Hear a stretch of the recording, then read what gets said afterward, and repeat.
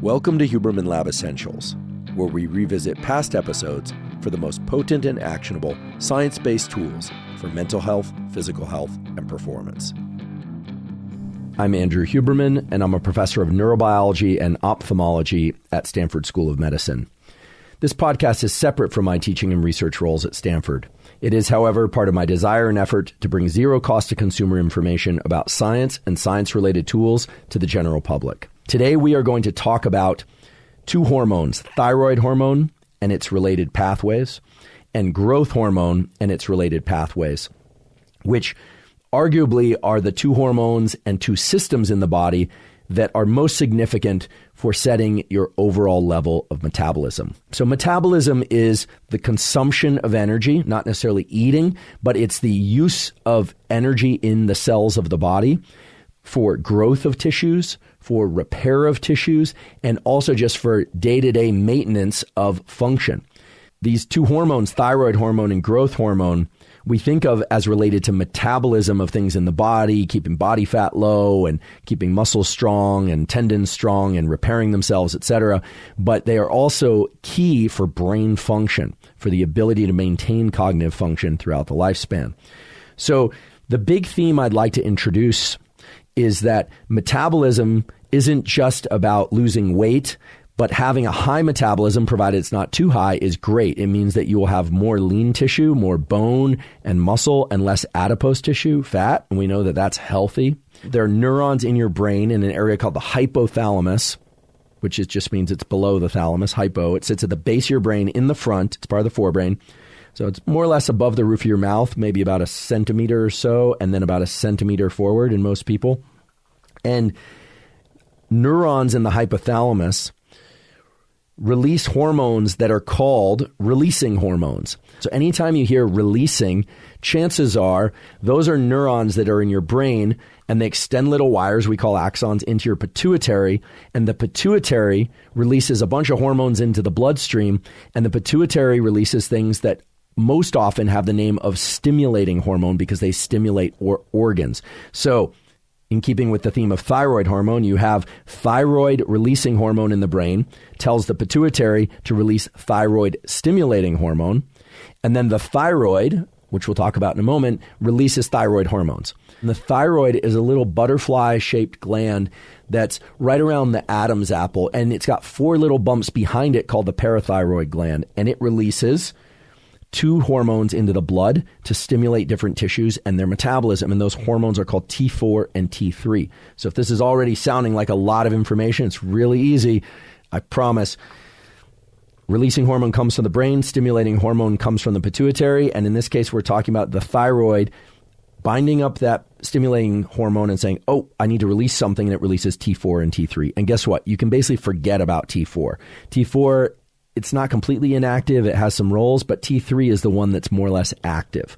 Now, what does thyroid hormone do? The main role of thyroid hormone, of T3, is to promote metabolism. And that doesn't just mean the consumption of energy.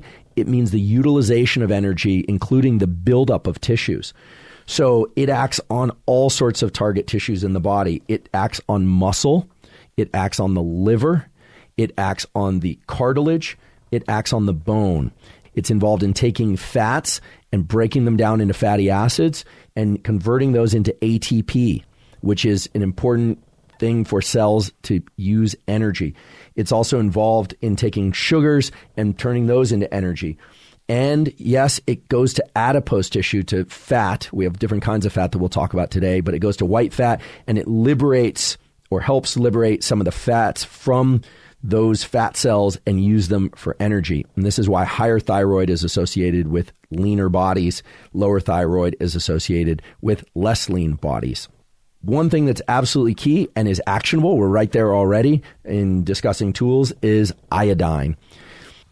Iodine is most common in sea salt, in kelp, and in seaweed. And most people can get enough iodine from the food they eat and or the table salt they consume. Almost all table salt from all over the world, regardless of where you are, contains iodine. The thyroid needs iodine in order to produce thyroid hormone. Iodine combines with an amino acid that we've talked about before called L-tyrosine. L-tyrosine comes from meat, from nuts. There are some plant-based sources as well. It is the precursor to dopamine.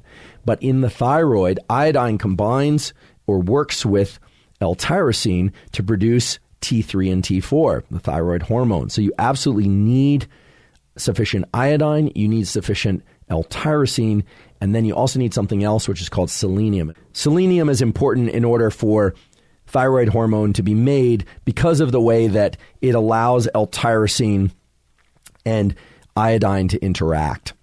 And the thing is, most people aren't getting enough selenium because they don't eat foods that are high in selenium. Now, how much selenium you need will depend on where you live. It actually varies country by country. Some countries I found say that you should get 100 micrograms. Some say 200. Some say 155. The average was about 155 micrograms, the countries I looked at. People who are trying to increase thyroid levels might want to consume more selenium. And if you consume a vitamin, of course, you want to make sure if it has selenium that you're not overdoing it by consuming a lot of selenium-rich foods either. Brazil nuts are the heavyweight champion of foods to get selenium from. It has very high concentrations of selenium.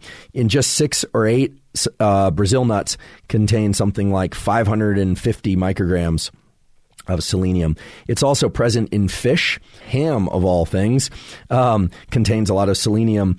For whatever reason, pork does. I'm not a big consumer of pork. Beef has some selenium, but what's interesting, if you look at the sources, pork, beef, turkey, chicken, cottage cheese, eggs, brown rice, what you want to understand is that they have something like 30 to 50 micrograms of selenium. So if you're not eating Brazil nuts, and I'm guessing most people aren't, and you're not eating a lot of animal-based foods, which I know many of you aren't, then you're probably not getting enough selenium. And again, you can have these levels measured, or you can just check what you're consuming and figure out whether or not you're meeting the ration that you need in order to get healthy levels of thyroid. I also want to mention that for children, the daily requirements of selenium are much lower, as low as 30 or 40 micrograms for kids 14 years or younger. And again, that's micrograms, not milligrams. So again, look into what you need. But if you're somebody who's interested in keeping thyroid function healthy and productive, then you certainly want to make sure you're getting enough iodine, you're getting enough selenium, and you're getting enough L-tyrosine. And it's interesting when you start looking at the various foods, especially highly processed foods, then you start to realize that perhaps many people, maybe you, are not. If you're curious how thyroid actually increases metabolism, allows you to eat more, etc., it relates to something we covered last issue, which is glucose. Remember, when you eat something, blood sugar goes up, insulin is secreted from the pancreas, and it makes sure that blood glucose doesn't go too high, which can damage tissues, or too low, which can make you hypoglycemic. Thyroid increases glucose uptake by various tissues, in particular muscle and bone. It actually can increase bone mineral density, which is a really good thing as you get older. When I say older, I mean basically 30 and older. The reason you can recover more quickly from injuries if you have a healthy thyroid and healthy thyroid pathways is because you can consume energy. That energy is diverted toward bone repair and muscle repair and cartilage repair. And so the way it does this, again, is by increasing ATP. But the whole idea here is that iodine, selenium, L-tyrosine allow thyroid to be at healthy levels so that thyroid then can take glucose in the blood and divert it to tissues for it to be used, in particular your brain. And that's why the ability of your brain to use glucose or ketones for that matter is going to be aided by having healthy thyroid. So do the things, take the things, eat the things that are going to allow you to have healthy levels of thyroid hormone. If you're concerned about having excessively high or excessively low levels of thyroid hormone, absolutely look up what the symptoms are, talk to your physician, and there are a number of good treatments. I didn't talk about prescription drugs that can improve symptoms related to hypo or hyperthyroid. Of course, they have synthesized thyroid. So if you don't make enough thyroid, you can take thyroid. It's by prescription. If you have too much thyroid, sometimes they'll take out the thyroid gland, or they can administer drugs that will either block receptors or will interfere with some of the pathways from the brain to the pituitary, or from the pituitary to the thyroid, in order to adjust thyroid hormone that way. So there are the big guns in terms of the treatments for different thyroid disorders, but we're not talking about thyroid disorders. We're talking about how to get and maintain thyroid levels in healthy ranges, and some straightforward ways to do that through diet and supplementation. Next, we're going to talk about growth hormone. Growth hormone is a pretty straightforward one for you to understand now, because it follows the exact same logic as thyroid hormone. In fact, their functions are so closely overlapping that you're probably going to think, why do you have these two systems? So just very briefly, growth hormone releasing hormone. So remember, releasing means it comes from the brain, and tells the pituitary to release growth hormone. And then growth hormone is released into the bloodstream, where it goes and acts on a ton of tissues, muscle, ligaments, bone, fat, etc., to increase metabolism. It sounds just like thyroid hormone, and they do work in parallel, and that's why we've lumped them together in the same episode. They increase metabolism and repair and growth of tissues. Today, we're going to talk about the things that anyone can do to increase growth hormone, and there are reasons why certain people would want to do that. People that make normal, quote unquote, levels of growth hormone might want to do that as they age, because during puberty and development, the pituitary is churning out tons of growth hormone. It's responsible for the growth, not surprising, of the body and all its features, height just being one of those. And so as we age, we make less growth hormone, and that is one of the reasons why we recover more slowly from injuries. It's one of the reasons why we accumulate body fat, and it's one of the reasons why our metabolism slows. And so growth hormone replacement therapy has been tremendously popular in the last 20 years, which is not to say it doesn't carry its problems. It does. Here's one of the major problems with injecting growth hormone. Not saying people shouldn't do this if the doctor has approved it, or it's in keeping with their particular life goals. But growth hormone, if it's in levels that are too high, will cause growth of all tissues. So not just muscle, not just reduction in body fat by metabolizing, by allowing fatty acids to be pulled out of storage and used for ATP, but it will also cause increase in growth of the heart and the lungs and the liver and the spleen. And so this is the concern with abuse of growth hormone. So we're not going to be talking about abuse of growth hormone. We will, however, talk about tools that anyone can use to increase levels of growth hormone. Some of them are behavioral, some of them are supplement-based, and some of them interact with behaviors and supplements. And what's cool about the discussion about growth hormone is that the tools that exist out there to increase growth hormone are very actionable. There are things that can increase growth hormone 3, 4, 500% or more. And even though that's a short-lived increase, they can have very powerful effects on metabolism and on repair of tissues. So let's talk about those. As always, I want to emphasize, talk to a doctor before you do anything, including remove any treatments. Growth hormone is released every night when you go to sleep, and it's released in the early part of sleep during so-called slow wave sleep.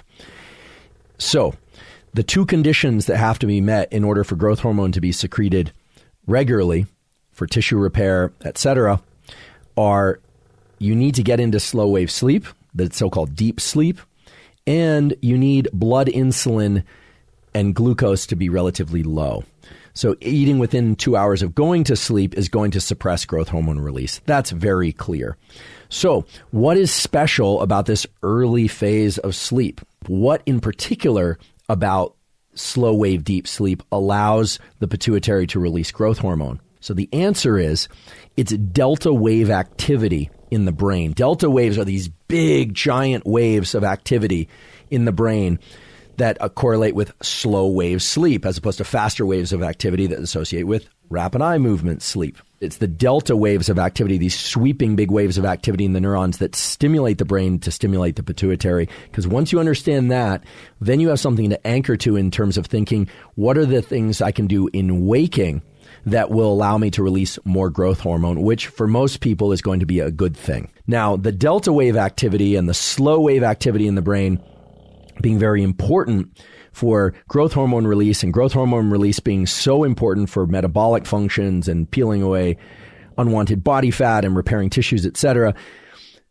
forces us to ask, well, what other things can we do in waking in order to increase growth hormone release? So let's start with the ones that have a potentially big effect, but are a little bit harder to access. And for that, I want to point toward a book, which is really kind of interesting. It's not focused on growth hormone, but the book is called Altered Traits.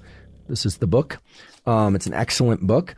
Altered Traits by Goleman and Davidson. Science reveals how meditation changes your mind, brain, and body. Very interesting book. For those of you that are interested in meditation, and perhaps those of you who are not, but are considering it, what they talk about in this book is the fact that meditation has two separate lines of effects. One of those lines of effects are things that change your state. So you're stressed, you sit down, you meditate, and you relax, and you go into a particular state. The other are the changes that occur over time, and those are changes in trait.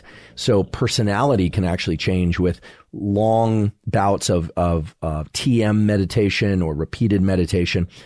In any case, the reason we're talking about altered traits today is because certain types of meditation can get people's brains into states that very closely mimic slow wave sleep. So what this means is for people that are interested in increasing growth hormone, a meditation practice that allows you to get into these slow wave delta type frequency activity in the brain may be very beneficial because, as I mentioned before, that's what's gating growth hormone release. It's not just a circadian phenomenon. It's actually controlled by these brain waves. Now let's move to the things that one can do that have been shown to have let's just be honest, pretty enormous effects on growth hormone release in waking. And these are things that are very actionable. One of the things that can have a dramatic effect on levels of growth hormone release in waking, as well as in sleep the following night, is exercise. There are hundreds, if not thousands, of studies measuring growth hormone, both during or sometimes after exercise or the following night. And the conclusion that one takes away from all of these is that exercise has to be of particular duration and intensity in order to get growth hormone release. So first, I'm just going to tell you what I found to be the maximum amount of growth hormone release as it relates to a particular form of exercise. The particular form of exercise is either weight training or it can be endurance training, but the endurance training and the weight training actually have to be limited to about 60 minutes, not much longer. A proper warm-up seems to accelerate the release of growth hormone once the hard work phase starts. So 10 minutes of warm-up or so was the number that I extracted from all these studies. And when you say warm up, it doesn't mean just warm up the limbs and tissues that you're going to use so you don't get injured. Actually warm the body. Getting the body warm as a warm up seems to be important because temperature of the body seems to be an important condition or prerequisite for certain patterns of exercise to maximize growth hormone release. So if it's weight-bearing exercise, it would be getting close to that final repetitions where you can't complete them, but not pushing through those or even going to failure, but getting close, leads to anywhere from 300 to 500% increases in resting growth hormone levels and 300 to 500% increases in growth hormone the following night when you go to sleep, which is incredible. One of the other conditions that seemed to be important, again, was to have relatively low blood glucose. So probably not eating too close to exercise or not ingesting a lot of sugars during the exercise.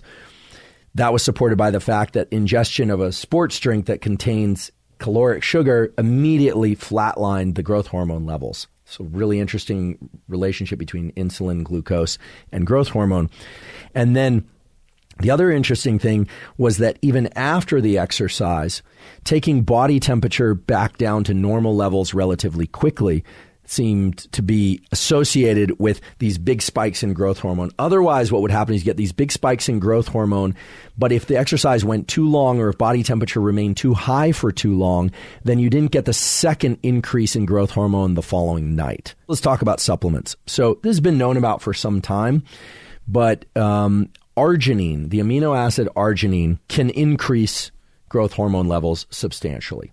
The levels and the amounts of arginine required to get big growth hormone release increases is pretty substantial. So some people will take arginine before bedtime. Some people will take it before exercise. The prerequisite, again, is low blood glucose. Blood glucose is high. It's going to quash the effect. The amounts of arginine that people take are anywhere from 3 grams to 10 grams or sometimes even more. Although this is definitely a case of more is not better. There is a threshold at which growth hormone release is actually blunted by taking more than 9 grams of arginine. Now, 9 grams of arginine orally is a lot of pills. It's at minimum 9 pills, and it can cause some GI disturbance, right? People can feel nauseous. Some people will throw it up. What's interesting, however, is that whether or not it's by mouth or by vein, taking arginine can dramatically increase growth hormone release, 400 to 600% above baseline. So these are huge increases in growth hormone. Now, here is something really important and interesting to note, which is that increasing arginine levels with the specific goal of increasing growth hormone release can actually short circuit the effects of exercise on growth hormone. Several studies I looked at the interaction of taking arginine and the exercise, or just the arginine or just the exercise alone. And so you don't, unfortunately, if growth hormone increases your goal, you don't unfortunately get to increase growth hormone 800% by taking arginine and exercising. It always seems to be clamped at about 300 to 500% increases. So hopefully that's clear. One thing that's particularly interesting to me as somebody who's in his 40s is that it's actually between ages 30 and 40 that the amount of growth hormone that you release each night is reduced by 2 to 3-fold. And since everybody goes through this age-related decline very dramatically, it seems to me that the things that we're supposed to be doing anyway, like exercising, like trying not to eat too close to bedtime, trying to optimize sleep, all of these are wonderful tools that we should be pursuing and perhaps using, and they can actually offset the 2 to 3-fold decrease, right? If we're talking about a 2 to 3-fold decrease for people there in their 30s and 40s, and then we're talking about increases from exercise or from maybe from supplementation, but certainly from exercise of 300 to 500%, well, then all of a sudden we're in a position to actually offset the age-related decline in growth hormone completely just through behaviors. And I think that's quite interesting and quite powerful. Now I'd like to discuss a way that anyone can increase their levels of growth hormone dramatically. And when I say dramatically, I mean dramatically. I'll get to the numbers in a couple minutes. But we have to remember how growth hormone is released in the first place. Remember, it all starts in the brain, in the hypothalamus. The hypothalamus is a brain area that controls things like sexual behavior, temperature regulation, circadian behavior, meaning when you want to be awake and when you want to be asleep, aggression, all of that. There are other brain areas involved too, but it has a rich collection of different neurons involved in all these very basic functions. Now, as we talked about, the releasing hormones, the growth hormone releasing hormone, comes from neurons in the hypothalamus. Those then communicate with the pituitary, and the pituitary releases growth hormone, and then the growth hormone acts on all these different tissues, muscle, liver, cartilage, etc., body fat. Makes them use energy. That's why you lose body fat when growth hormone levels are high. It makes you grow muscle, strengthens bones, etc. Now, one of the things that has a profound effect on growth hormone levels, growth hormone release, is temperature.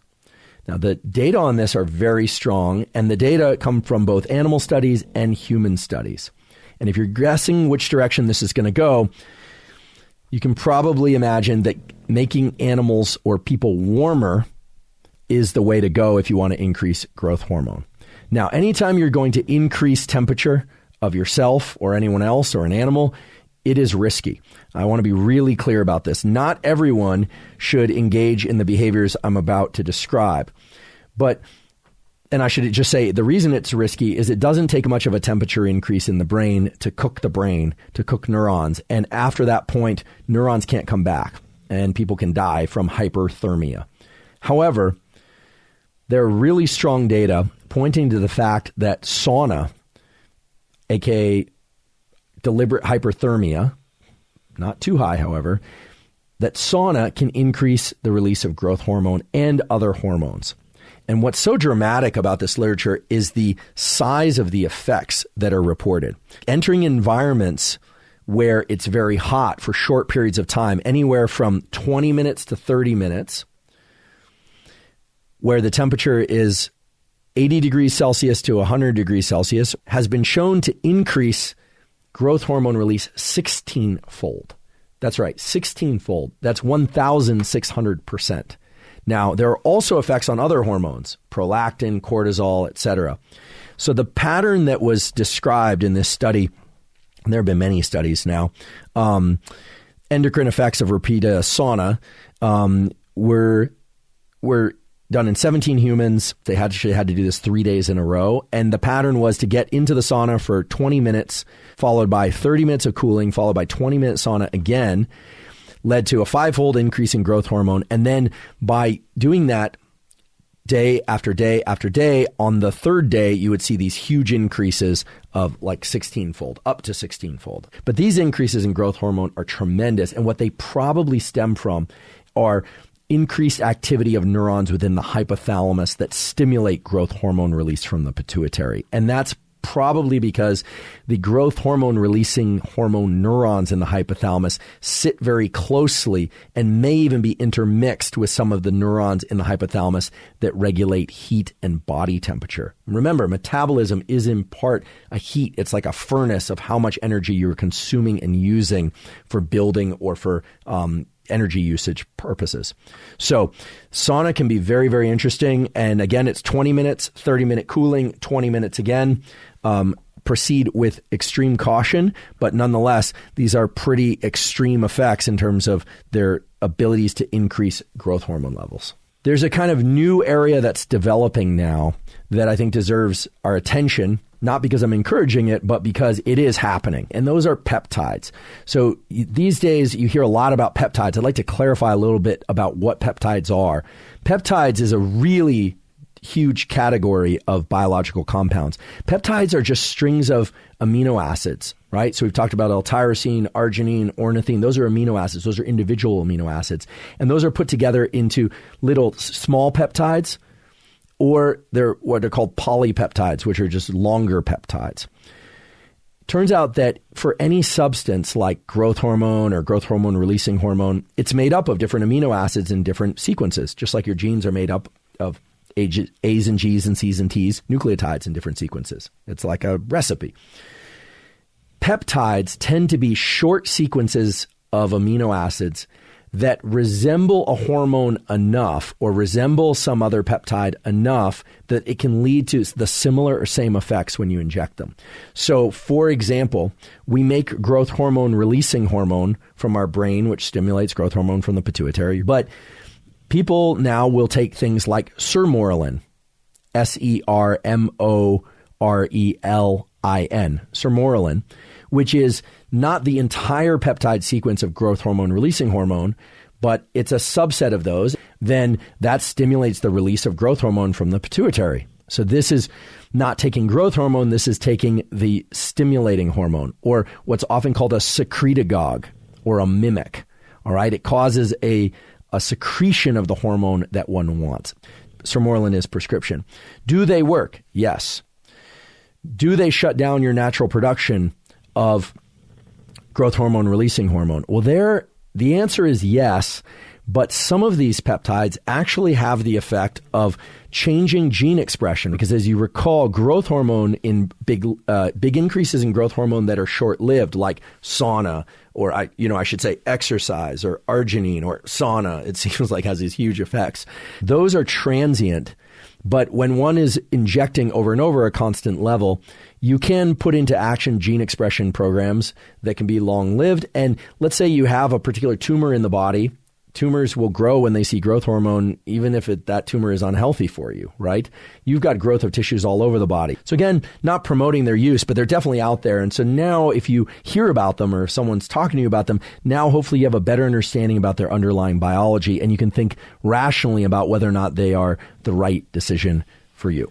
Okay, once again, Covered an enormous amount of material. Hopefully now you understand thyroid hormone and what it does, and a little bit about its mechanism, or maybe a lot, and growth hormone and what it does, and how both of them take care of our metabolism. They dictate how many nutrients we can eat and make use of. They can pull from body fat stores, repair muscle, repair cartilage. They really are incredible compounds, and they are actionable. They're things that we can do, like getting that early phase of sleep, perhaps supplementing with arginine, maybe not. Hopefully getting adequate exercise, warming up properly, not making the exercise too long or too intense will help. Maybe sauna or things like it. Deliberate, safe hyperthermia, with the emphasis on safe, might be things that are of use. And so now hopefully you understand not just thyroid and growth hormone, but the logic that underlies thyroid hormone, growth hormone, estrogen, testosterone, why we eat, why we stop eating, cholecystokinin, ghrelin. If these names don't mean anything to you, then perhaps go back and listen to those episodes. But regardless, I hope that you come away from this with a deeper understanding about these hormones, which are so powerful in controlling the way our brain functions, and the interplay between the brain and hormones, because it is really a bidirectional conversation. The brain is telling the body what hormones to make. The hormones are influencing all the tissues of the body, but also telling the brain whether or not to eat more or grow more or think more, etc. So I really appreciate your time and attention. If you like this podcast and you're finding it useful, please recommend it to other people. And last but not least, I thank you for your time and attention, and above all, for your interest in science.